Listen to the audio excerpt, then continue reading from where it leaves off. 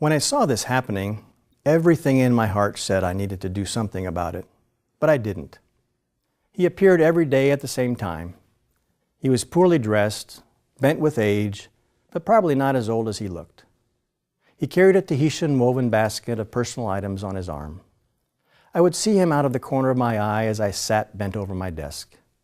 He was always in my peripheral vision, a side item to the pressing needs on my desk, such as reports, mission center budgets, receipts to write, calls to make. He walked to the water faucet in the mission center courtyard from off the street every morning to wash his face and hands, get a drink of water, and fill an old plastic milk jug with water for the day. I recognized him as a homeless person who lived on the streets of Papeete, and he found the mission center courtyard an oasis to refresh himself from the grime of the streets. It often crossed my mind as I stopped my work to watch him coming and going. I need to do something about this. Obviously, he had been abandoned by family and his community. Who was he, though? What island did he come from? Where was his family? Obviously, he needed a friend and needed help. He was one of God's loved children, I thought, as I returned to the preparations for the Mission Center Conference, which was looming large before me. There would be over 1,500 people attending this conference, and the financial reports and budgets were my responsibility. They had to be done. They were essential for moving forward the work of the church in French Polynesia. The itinerant was no longer in sight, out of view, out of mind, and I needed to get back to the essentials. This is why I was there in Tahiti at the time. I didn't want to be distracted. But the next day, he was back again, and the restless thoughts about this man and his condition and situation were like a plague to me. I began to think of him at night when I returned to Emil's home, my home away from home. If I only had the time, I thought, I really might do something for him. The Mission Center Conference began, and I was away from the office. On my return to the office 4 days later, I reflected on the success of the good spirit that had been present at the conference. I sat at my desk in the early morning, anticipating seeing the old fella return to his ritual wash and drink at my window. But he didn't come. I kind of missed him. I thought he must have come earlier, or maybe he had changed his routine. So I asked around the office if anyone had noticed him coming around earlier, and nobody knew.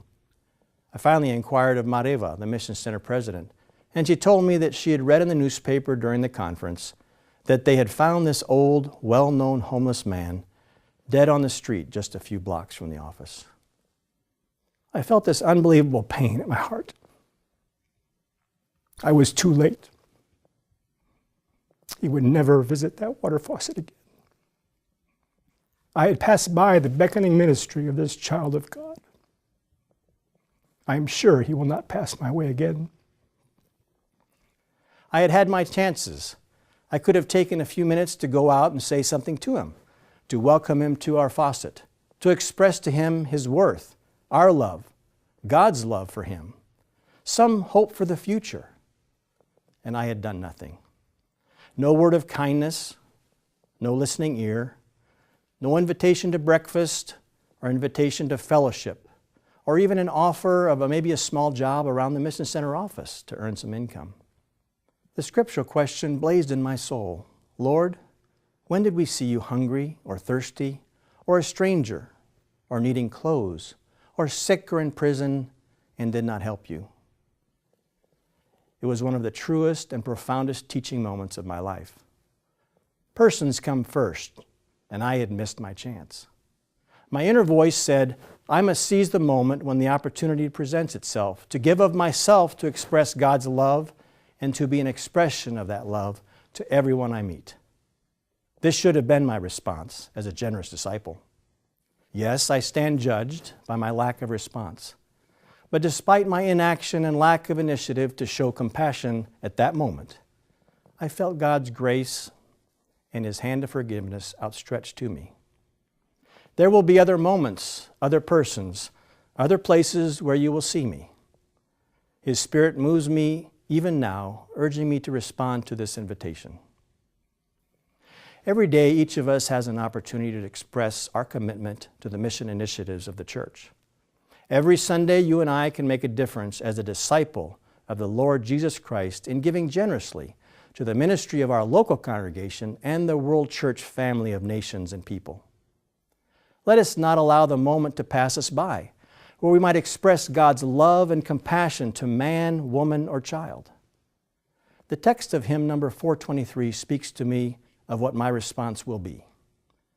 The bread that gives strength I want to give, the water pure that bids the thirsty live, the oil of joy for tears, the faith to conquer crowding doubts and fears. Beauty for ashes may I give always, for I'm sure I shall not pass again this way. I'm sure I shall not pass again this way.